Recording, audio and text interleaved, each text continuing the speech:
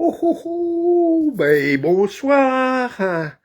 Eh oui, c'est Dédé le clown des ODD qui vous accueille en ce dimanche 22 mars. Et oui, 22 mars, c'est maintenant le printemps. Bravo, bravo. Et j'ai mis ma tenue d'été. Regardez-moi ça comme c'est beau. Oh, oh, oh. Et dans une semaine, en plus, il sera déjà plus tard ou plus jour, alors qu'on restera à 18 h ou 19 h avec l'heure d'été.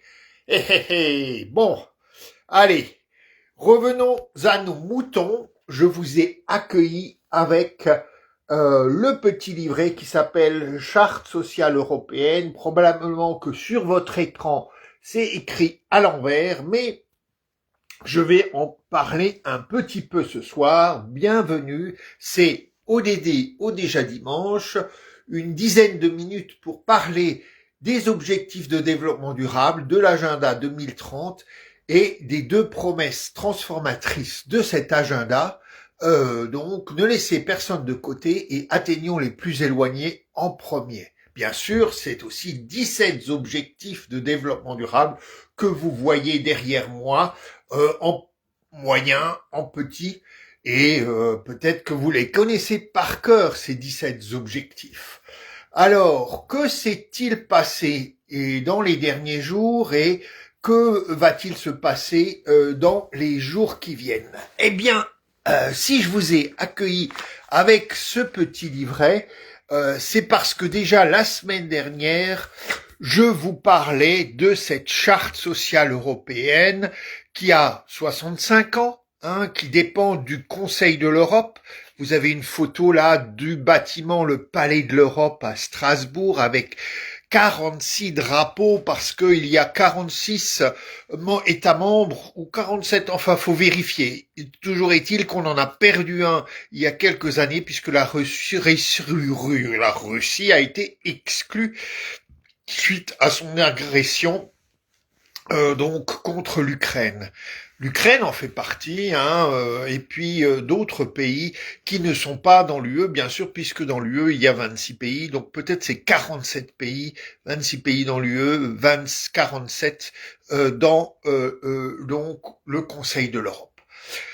Alors, oui, que voulais-je vous dire? Eh bien, la semaine dernière, donc mercredi et jeudi, il y a eu en Moldavie une conférence de haut niveau concernant cette charte sociale européenne et ce qu'on appelle la charte sociale augmentée ou révisée qui a 30 ans cette année.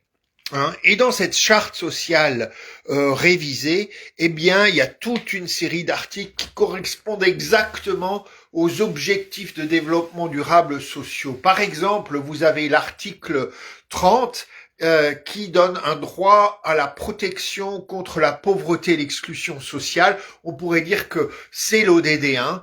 Il y a aussi un article 31 qui donne un droit au logement qui pourrait dire que c'est un élément de l'ODD 11, et puis il y a des articles sur les droits à la protection de santé, sur d'autres droits liés au droit du travail, donc l'ODD 3, puis l'ODD 8. Donc vous retrouvez, si vous regardez les 31 articles de cette charte sociale révisée, vous retrouvez énormément d'ODD. Donc on pourrait dire que c'est un document fondateur pour la réalisation des objectifs de développement durable, notamment ceux qui sont sociaux, mais aussi concernant l'environnement.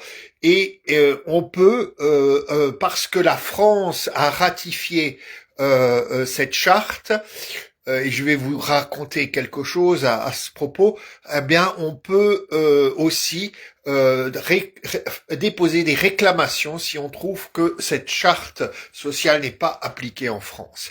Eh bien, ce qui s'est passé cette semaine, c'est quand même un petit moment historique puisque, donc jeudi, la France, le gouvernement français a annoncé qu'il mettait fin à la clause coloniale, c'est-à-dire qu'à partir du 1er mai 2026, eh bien, les citoyens des départements ultramarins seront aussi protégés et de certaines autres îles seront aussi protégées par cette charte sociale. Donc, à la Guadeloupe, en Martinique, à l'île de la Réunion, à Mayotte et dans d'autres lieux du territoire français, eh bien maintenant, on est citoyens égaux devant cette charte sociale européenne, devant cet outil donc cadre pour la réalisation de certains ODD, et donc c'est un moment à noter. Donc merci pour enfin, après tant d'années, avoir décidé de mettre fin à cette clause coloniale. C'est l'ambassadeur de France au Conseil de l'Europe, Papendai, qui l'a annoncé donc jeudi après-midi. Et c'est paru dans la presse un peu, évidemment aussi la presse des Outre-mer. Alors, et merci, merci, je peux dire, je dis merci à un certain nombre de personnes qui se sont mobilisées pour gagner cette transformation, et notamment il y a Kimberhead French West Indies, qui est donc menée par Sabrina Cajoli, et puis la Fédération internationale des droits humains, la Ligue des droits de l'homme en France, se sont aussi mobilisés pour cela. Voilà donc une très bonne nouvelle, on va dire, et on espère que maintenant les citoyens des territoires ultramarins se saisiront de cet outil charte sociale européenne révisée pour faire valoir la réalisation et les avancées sur les ODD. Et puis alors, la semaine passée, il y avait pas mal de journées internationales quand même marquantes pour les ODD. D'abord, le 17 mars, qui était la Saint-Patrick, vous aviez aussi la journée internationale, la journée mondiale du travail social, et on sait bien que pour toute une série de personnes en situation de défis compliqués à cause de la pauvreté, à cause d'autres défis, eh bien parfois, pas toujours, mais souvent, on va dire, les services sociaux sont les acteurs des services sociaux, le travailleur social travailleuse sociale sont des acteurs de la réalisation d'avancées, donc vers différents objectifs de développement durable, la réalisation dans la vie des gens de ces objectifs de développement durable. Donc ça, c'était le 17 mars. Donc encore une fois, chapeau à tous les travailleurs sociaux qui se mobilisent pour l'agenda 2030 et ses objectifs. Et puis après, il y a eu probablement la journée internationale du bonheur ou Happiness Day. Donc j'ai mis le t-shirt qui va avec, évidemment. Mais plus sérieusement, le 21 mars, et le 20 mars, c'était des journées assez clé parce qu'on a parlé de la journée internationale ou mondiale des glaciers, on a parlé de la journée internationale des forêts, on a parlé aussi hier de la journée internationale pour l'élimination du racisme et d'autres discriminations, la journée internationale du Down syndrome. Donc il y a autour de l'ODD sur la santé, des ODD sur donc 14 ou donc sur la forêt, l'ODD 15, on pourrait dire, ou 14 pour les glaciers, 15 pour la forêt. Il y a eu beaucoup de mobilisation dans les derniers jours autour des questions d'environnement. Et alors, je pense que vous l'avez tous noté, il y a eu aussi, j'y pense, le 20 mars, la journée internationale de la francophonie, et vous savez peut-être que cette organisation internationale qui rassemble les pays francophones, a un certain nombre de programmes et de financements autour de l'agenda 2030. Peut-être, on ne le sait pas en France, mais dans beaucoup de pays de la francophonie, on peut dire que cette organisation, l'Organisation internationale de la francophonie, soutient la réalisation de l'agenda 2030. Revenons à la semaine qui commence. Aujourd'hui, vous l'avez peut-être déjà entendu dans les médias, c'est la journée, on pourrait dire ODD 6, ODD 14 puisque c'est la journée mondiale de l'eau.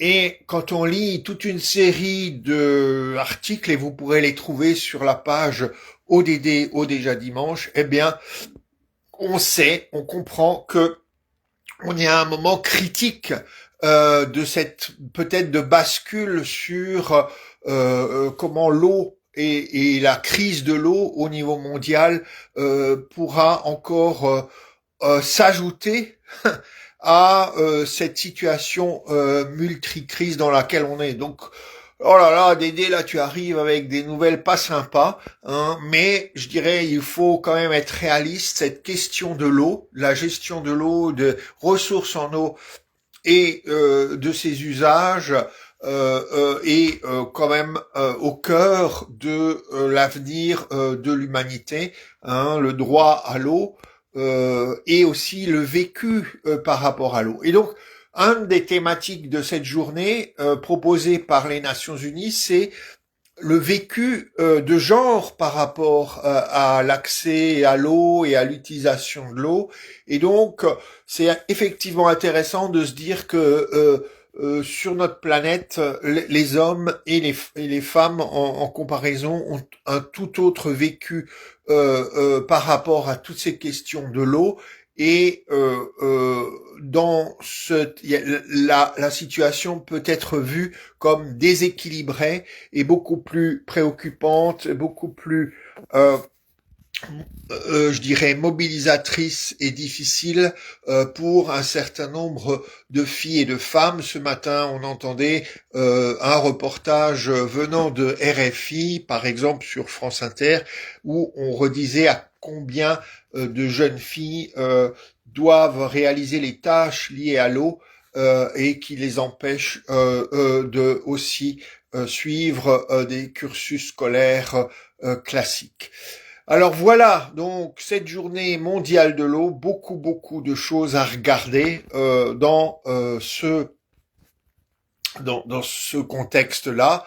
Et je vois Olivier donc qui nous met des choses très intéressantes et merci d'être là sur ces défis de l'eau. Merci Olivier pour ta fidélité et les apports que tu fais toujours ou régulièrement à ce moment ODD, au déjà dimanche.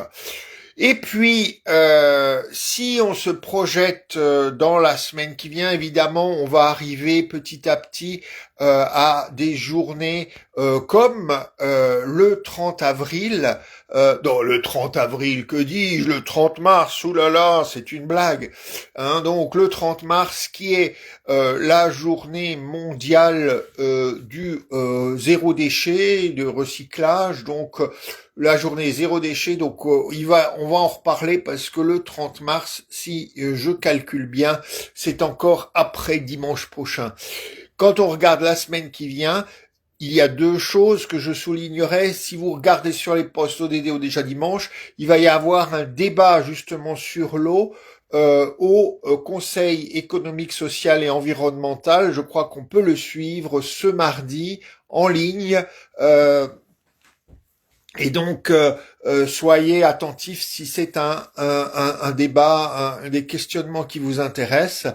Et puis, le 25 mars, si je ne me trompe pas, on est aussi dans la journée qui fait mémoire à la traite d'esclavagistes. Et donc, on sait que beaucoup des questions de développement durable, en fait, nous renvoient quand même à un travail notamment en France sur notre passé colonial, et on sait que à ce niveau-là peut-être il y a encore des étapes à vivre pour et comprendre qu'est-ce que les implications de ce passé colonial et aussi les responsabilités que nous avons aujourd'hui pour, entre guillemets, réparer les crimes, si on peut les nommer ainsi, de ce passé colonial. Et je dirais que vous vous rappelez ce que je vous ai dit au début, eh bien c'est juste maintenant, on est en 2026, que la France, pour la Charte sociale européenne, accepte de faire fi de la clause coloniale qui lui permettait de ne pas protéger les citoyens ultramarins par des droits sociaux.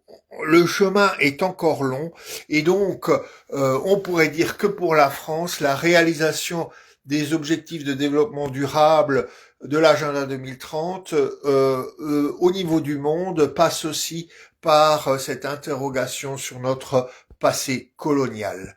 C'est sur cette phrase qui nous renvoie donc au 25 mars et la journée de mémoire autour de la traite négrière que je vous dis, profitez du printemps qui vient de commencer. La semaine prochaine, on sera déjà à l'heure d'été et merci à tous ceux qui sont en ligne ou qui me regardent ensuite en podcast, en différé, en replay, comme vous le voulez. Prenez soin de vous, restez mobilisés pour cet agenda 2030, cela vaut le coup. À la semaine prochaine. Et maintenant, mon gros doigt va appuyer sur le bouton. Et voilà, encore une fois, ça ne fonctionne pas.